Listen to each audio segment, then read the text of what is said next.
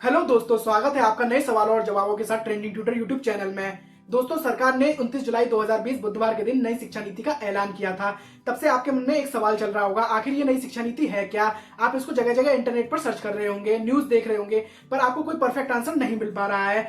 तो ऐसे में यदि आप किसी छोटे बच्चे के माता पिता हैं तो आपको इस बात की चिंता होगी कि क्या नई शिक्षा नीति के बाद बच्चे का नर्सरी में एडमिशन कराने के लिए माथापच्ची करनी होगी। और यदि आपके बच्चे 10वीं या 12वीं में पढ़ने वाले हैं तो आपको इस बात की फिक्र होगी कि क्या कॉलेज एडमिशन कराने के लिए अब भी 90% अंक चाहिए होंगे। और यदि आपके बच्चे कॉलेज में पढ़ रहे हैं तो आपको इस बात की चिंता होगी कि क्या नई शिक्षा नीति के बाद जॉब पाने में आसानी होगी। दोस्तों, जब से सरकार ने नई शिक्षा नीति बनाई है, जब से आम जनता इन्हीं सवालों को तलाश रही है, और आज की इस वीडियो में मैं नई शिक्षा नीति से जुड़े इन्हीं सवालों का जवाब दूंगा। फिर भी आपका कोई सवाल बचता है तो आप मुझे कमेंट करके बता सकते हैं। सबसे पहले सवाल स्कूली शिक्षा से करते हैं। नई शिक्षा नीति में पहले जहां 10+2 की बात होती थी, अब उसकी जगह सरकार 5+3+3+4 की बात कर रही है।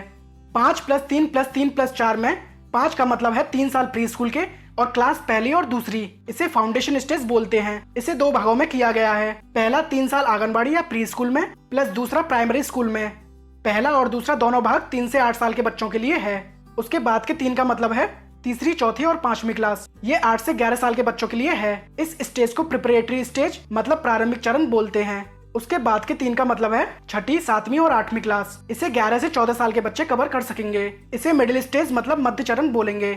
और आखिर के 4 का मतलब 9वीं, 10वीं, 11वीं और 12वीं क्लास। इसे सेकेंडरी स्टेज मतलब द्वितीय चरण बोलेंगे। 9 से 12 2 फेज में है। एग्जाम्पल के तौर पर 9वीं 10वीं पहले में और 11वीं और 12वीं दूसरे में। इसे 14 से 18 साल की उम्र वाले स्टूडेंट कवर करेंगे। यानी अब बच्चे 6 साल की जगह 3 साल की उम्र में ही फॉर्मल स्कूल में जाने लगेंगे। अब तक बच्चे 6 साल में पहली क्लास में जाते थे, तो नई शिक्षा नीति लागू होने पर भी 6 साल में बच्चा पहली क्लास में ही होगा। लेकिन पहले के 3 साल भी अब फॉर्मल एजुकेशन वाले ही होंगे। प्ले स्कूल की शुरुआती साल भी अब स्कूली शिक्षा से जुड़ेगी। इसके अलावा स्कूली शिक्षा में और भी बदलाव किए गए हैं भाषा के स्तर पर, जिसमें कक्षा 5 तक मातृभाषा लोकल भाषा में पढ़ाई की बात की गई है। साथ में यह भी कहा गया है कि जहां संभव हो वहां कक्षा 8 तक इसी प्रक्रिया को अपनाया जाए। संस्कृत भाषा के साथ तमिल, तेलुगु और कन्नड़ भाषा में भी पढ़ाई पर जोर दिया गया है। सेकेंडरी एजुकेशन में स्कूल चाहे तो विदेशी भाषा भी विकल्प के तौर पर दे सकते हैं। स्कूली शिक्षा में 3 बात बोर्ड परीक्षा में बदलाव से जुड़ी है। पिछले 10 सालों में बोर्ड एग्जाम में काफी बदलाव किए गए। कभी 10वीं की परीक्षा को वैकल्पिक किया गया, कभी नंबर की बजाय ग्रेड्स की बात की गई। लेकिन अब परीक्षा के तरीके में बदलाव की बात नई शिक्षा नीति में की गई है। बोर्ड एग्जाम होंगे और अब 2 बार होंगे, लेकिन इनको पास करने के लिए कोचिंग की जरूरत नहीं होगी। परीक्षा का स्वरूप बदलकर अब छात्रों की क्षमताओं का आकलन किया जाएगा, न कि उनकी याददाश्त का। केंद्र सरकार की अपील है कि नंबरों का दबाव इससे खत्म हो जाएगा। साल 2022-23 के सत्र में इस बदलाव को लागू करने की मंशा जताई गई है। इन बोर्ड परीक्षाओं के अतिरिक्त राज्य सरकार कक्षा 3, 5 और 8 में भी परीक्षाएं लेंगी। इन परीक्षाओं को करवाने के लिए गाइडलाइंस बनाने का काम अब नई एजेंसी को सौंपा जाएगा, जो शिक्षा मंत्रालय के अंतर्गत ही काम करेगी।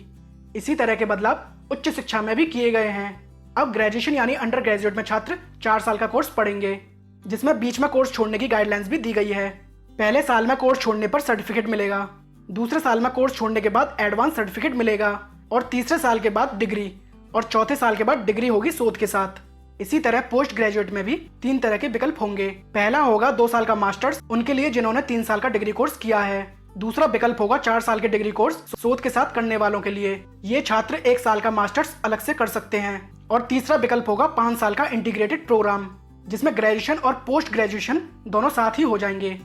अब पीएचडी के लिए अनिवार्यता होगी 4 साल की डिग्री शोध के साथ। एमफिल को नई शिक्षा नीति में बंद करने का प्रावधान है। उच्च शिक्षा में स्कॉलरशिप के लिए नई शिक्षा नीति में प्रस्ताव है। इसके लिए नेशनल स्कॉलरशिप पोर्टल के दायरे को और अधिक व्यापक बनाने की बात कही गई है। प्राइवेट संस्थानें जो उच्च शिक्षा देंगी उनको 25% से लेकर 100% तक स्कॉलरशिप अपने 50% छात्रों को देना होगा। ऐसा प्रावधान भी इस नई शिक्षा नीति में किया गया है। उच्च शिक्षा संस्थानों को ग्रांट देने का काम हायर एजुकेशन ग्रांट कमीशन करेगा।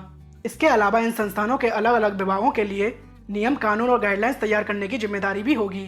सरकार का कहना है नई शिक्षा नीति नौकरी खोजने वाला नहीं, रोजगार देने वाला तैयार करेगी। तो दोस्तों, आज की वीडियो बस यहीं तक। अगर आपके मन में अब भी कोई सवाल रह गया है नई शिक्षा नीति से जुड़ा, तो मुझे कमेंट करके जरूर बताएं। मैं अच्छी तरीके से उसका आंसर देने की आपको पूरी कोशिश करूंगा। Thank you.